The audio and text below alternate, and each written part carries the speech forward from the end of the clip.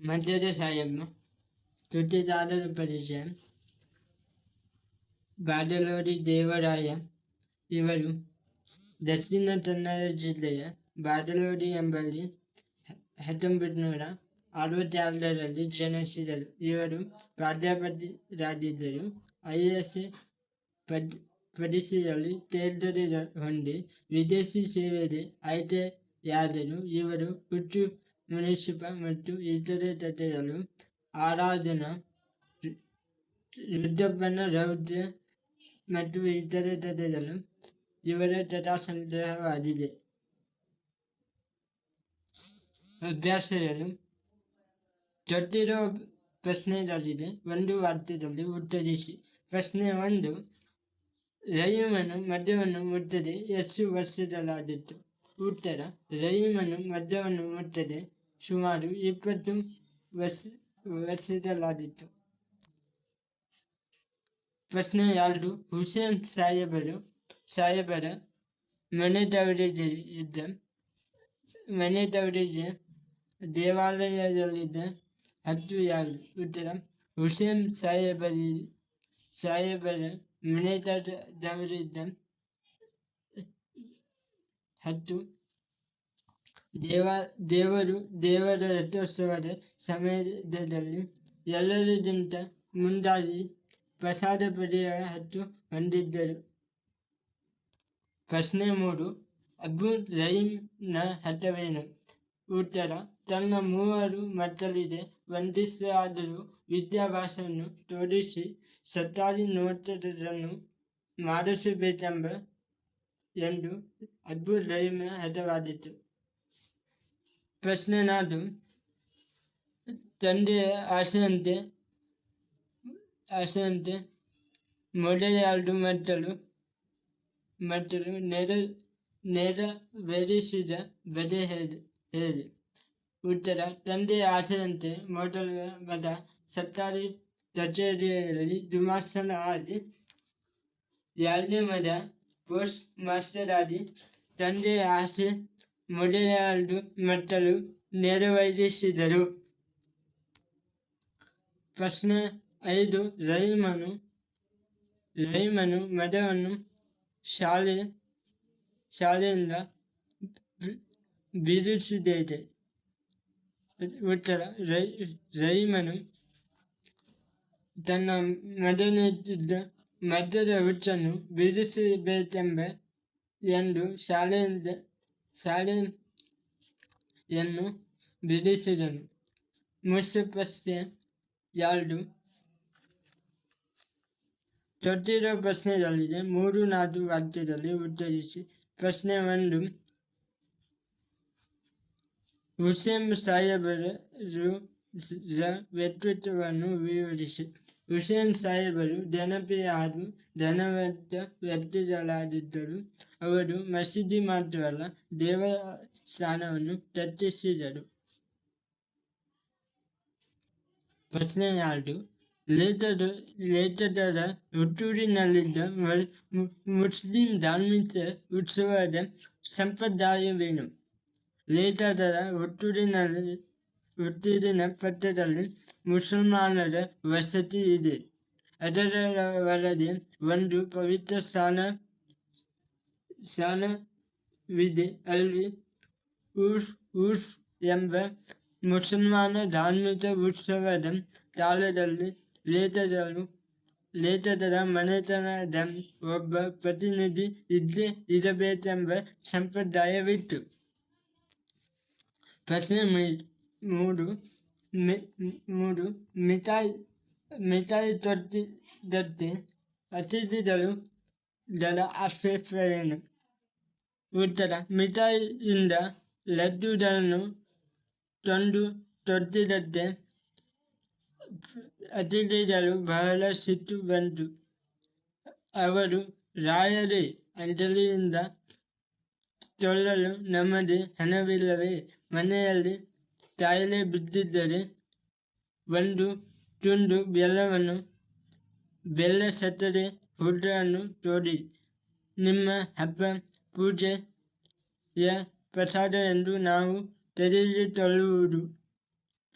ತಲೆಯಾಂತರದಿಂದ ಬಂದ ಹಳೆಯ ಸಂಪ್ರದಾಯ. ಅಂಗಡಿಯ ಮಿಠಾಯಿಯನ್ನು ಪ್ರಸಾದ ಎಂದು ತೊಡುವುದು ಸರಿಯೇ ಎಂದು ಆಶ್ವಸಿಸಿದರು.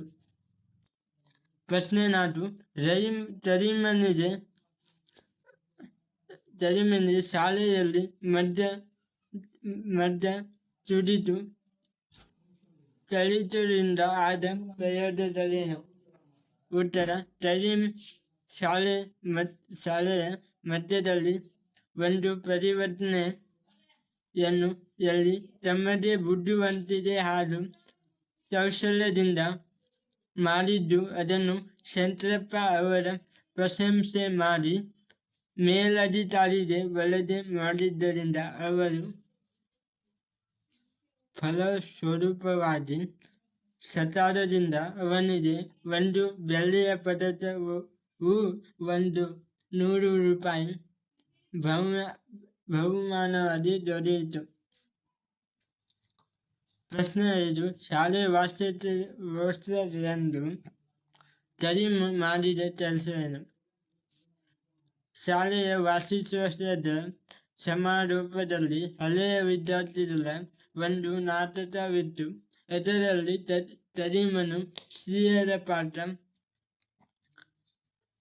ಅದಕ್ಕಾಗಿ ತಾಯಿಯಿಂದ ಗೌರವವಾಗಿ ಹಳೆಯ ಚಿನ್ನದ ಸರವನ್ನು ಪಡೆದುಕೊಂಡು ಅದರ ನಾಟ್ಯ ಮುಗಿದ ನಂತರ ಮನೆಗೆ ಬರಲಿಲ್ಲ, ಎಲ್ಲೋ ಮಾಯವಾಗಿ ಹೋದನು. ಮುಖ್ಯ ಪ್ರಶ್ನೆ ಈ ಕೊಟ್ಟಿರುವ ಪ್ರಶ್ನೆಗಳಿಗೆ 4-5 ವಾಕ್ಯದಲ್ಲಿ ಉತ್ತರಿಸಿ. ಪ್ರಶ್ನೆ 1. ನವೀನ ಶಿಕ್ಷಣದಿಂದ ಬಯಸುವುದೇನು? ಮಹಾತ್ಮ ಗಾಂಧೀಜಿಯವರ ಪ್ರೇರಣೆಯಿಂದ ಕೇವಲ ಶಾಲೆಗಳಲ್ಲಿ ನವೀನ ಶಿಕ್ಷಣ ಪ್ರಾರಂಭವಾಯಿತು. ಈ ವ್ಯವಸ್ಥೆಯಲ್ಲಿ ವಿದ್ಯಾರ್ಥಿಗಳಿಗೆ ಹಲವು ಥರದ ಔಷಧಿ ಶಿಕ್ಷಣ ಕೊಡುವುದು, ಅವರಲ್ಲಿ ಹಸ್ತಕೌಶಲ್ಯವನ್ನು, ಕ್ರಿಯಾಶ್ರಮದಲ್ಲಿ ಗೌರವ ಭಾವನೆಯನ್ನು ಉಂಟು ಮಾಡುವ ಒಂದು ಭಾಗವಾಗಿತ್ತು.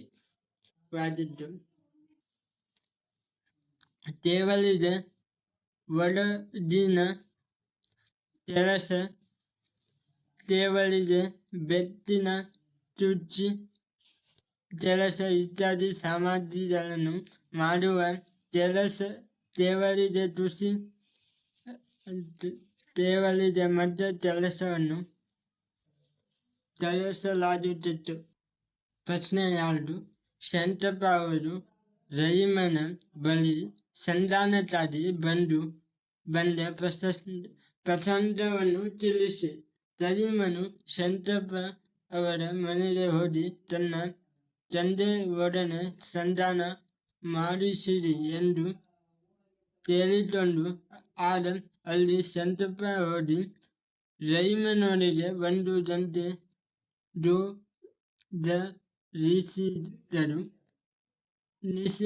ನಿವೇದಿಸಿದರು, ಚರ್ಚಿಸಿದರು. ಆದರೆ ರಹೀಮನು ಒಂದು ಪದವನ್ನು ತಾಳ್ಮೆಯಿಂದ ಕೇಳದೆ ಸಾಹೇಬ್ ಬಹದ್ದೂರ್ ಹುಸೇನ್ ಸಾಹೇಬ್ ಚಿಟ್ಟಿಗೆ ಮಣಿಸಿ ನೀವು ಕಲಿಸಿದ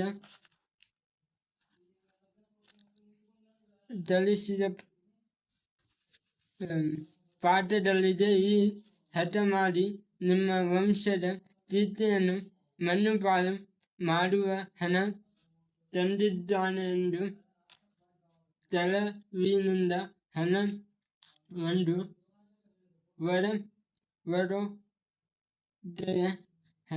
ದರೋಡೆಯ ಹಣವೋ ಎಂದು ರಹೀಮನು ಸಿಡುಕಿದ. ಆದ ಶಂಕರಪ್ಪ ಅವರು ಮುಖ ಬಾಡಿಸಿಕೊಂಡು ಹಿಂಜರಿದರು. ಮುಖ್ಯ ಪ್ರಶ್ನೆ ಕೊಟ್ಟಿರುವ ಪ್ರಶ್ನೆಗಳಿದೆ. 8-10 ವಾಕ್ಯದಲ್ಲಿ ಉತ್ತರಿಸಿ. 1. ಧನವಂತನಾದ ಬಗೆಗೆ ವಿವರಿಸಿ. ಮಹಾತ್ಮ ಗಾಂಧೀಜಿಯವರ ಪ್ರೇರಣೆಯಿಂದ ಕೇವಲ ಶಾಲೆಗಳಲ್ಲಿ ನವೀನ ಶಿಕ್ಷಣ ಪ್ರಾರಂಭಗೊಂಡಿತು.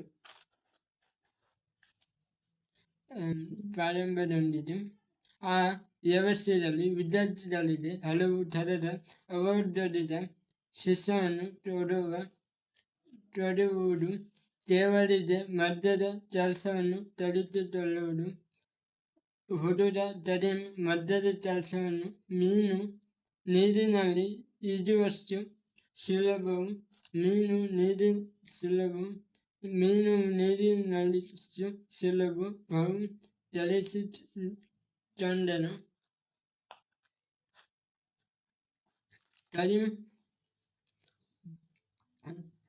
ಕರೀಂ ಶಾಲೆಯ ಮಧ್ಯದಲ್ಲಿ ಒಂದು ಪರಿವರ್ತನೆ ತನ್ನದೇ ಬುದ್ಧಿವಂತಿಕೆಯಿಂದ ಹಾಗೂ ಕೌಶಲ್ಯದಿಂದ ಮಾಡಿ ಅದರ ಸ್ವರೂಪವಾಗಿ ಸರ್ಕಾರದಿಂದ ಅವನಿಗೆ ಒಂದು ಬೆಳ್ಳಿಯ ಪದಕ, 100 ರೂಪಾಯಿ ಬಹುಮಾನವಾಗಿ ಬಂದವು. ತಂದೆ ಅವನ ಮದ್ಯ ಹುಚ್ಚನ್ನು ಬಿಡಿಸಬೇಕೆಂದು ಸಿಟ್ಟಿನಿಂದ ಒಂದು ದಿನ ಶಾಲೆಯ ವಾರ್ಷಿಕೋತ್ಸವದಲ್ಲಿ ನಾಟಕವಿಟ್ಟು ಅದರಲ್ಲಿ ಕರೀಮನು ಸ್ತ್ರೀಯರ ಪಾತ್ರ ಅದಕ್ಕೆಂದು ತಾಯಿಯಿಂದ ಗೌಪ್ಯವಾಗಿ ಹಳೆಯ ಚಿನ್ನದ ಸರವನ್ನು ತೆಗೆದುಕೊಂಡು ಆದರೆ ನಾಟಕ ಮುಗಿದ ಮೇಲೆ ಎಲ್ಲೋ ಮಾಯವಾಗಿ ಹೋದ. ಸಣ್ಣ ಪ್ರಾಯದಲ್ಲಿ ಮದ್ಯದ ಚಂದ್ರವೊಂದನ್ನು ಸ್ಥಾಪಿಸಿ ಅದರಲ್ಲಿ ಅಧ್ಯಕ್ಷರಾಗಿ ಸಾಕಷ್ಟು ಯಶಸ್ವಿ ಧನವಂತನಾದನು. ಆದರೂ ಅದು ಅಲ್ಲದೆ ಮದ್ಯದ ಯಂತ್ರ ಪ್ರಯೋಗಿಸಿ ಹೊಸ ಸುಧಾರಣೆಗಳನ್ನು ಪರಿವರ್ತನೆಯನ್ನು ತಂದು ಹೆಸರು ಮಾಡಿದನು. ಪ್ರಶ್ನೆ 2. ಕರೀಮನಿಗೆ ಮದ್ಯದ ಬಗ್ಗೆ ದ್ವೇಷ ಉಂಟಾಗಲು ಕಾರಣವೇನು? ಅಬ್ದುಲ್ ರಹೀಮನು ಮದ್ಯದ ಸಾಹಿಬ ಎಂದು ಹೇಳಿದ ತಕ್ಷಣ ಬಹು ಸಿಟ್ಟು ಬರುತ್ತಿತ್ತು. ಅವನು ಆ ನಿಶ್ಚೆ ಮದ್ಯದ ಹೆಸರು ಎತ್ತಬೇಡಿ, ಮದ್ದೆಲ್ಲ ತೊಳೆದ ಹದ್ದ ಎಂದು ದ್ವೇಷದಿಂದ ಹೇಳುತ್ತಿದ್ದನು. ಏಕೆಂದರೆ ಅವನ ಅಜ್ಜನ ಕಾಲದಲ್ಲಿ ಬ್ರಿಟಿಷರು ಹಗ್ಗದ ವಿಲಾಯತಿನ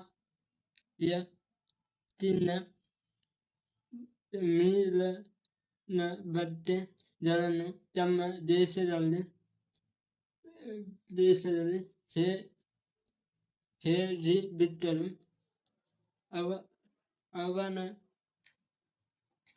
ಅವೇನೋ ನಿಂತಷ್ಟು ಬಟ್ಟೆಗಳು ಒಂದು ವರ್ಷದಲ್ಲಿ ತೇಲಬರುವುದಾಗಿ ಹೊರಟು ಬೆಂಕಿಯಾಗುತ್ತಿದ್ದವು. ಒಂದೇ ತಿಂಗಳಲ್ಲಿ ಬಣ್ಣ ವಿವರ್ಣಯಾಗಿ 2ನೇ ತಿಂಗಳಲ್ಲಿ ಮಾಯವಾಗುತ್ತಿತ್ತು.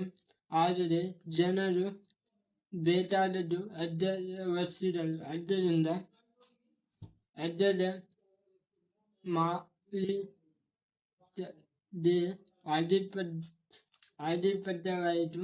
ಮದ್ಯದವರು ಭಿಕಾರಿಗಳಾದರು. ಅವರು ಅನ್ನಕ್ಕೂ ಸಂಕಟವಾಯಿತು. ಆದ್ದರಿಂದ ಅಬ್ದುಲ್ ರಹೀಂ ಬಹಳ ಕಷ್ಟವಾಯಿತು.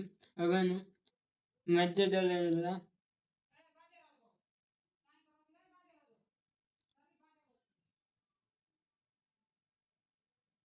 ಹೊಲೆ ತುಂಬಿ ಜೇರು ಬಲೆಗಳಾಗಿ ಹಾಳು ಬಿದ್ದವು,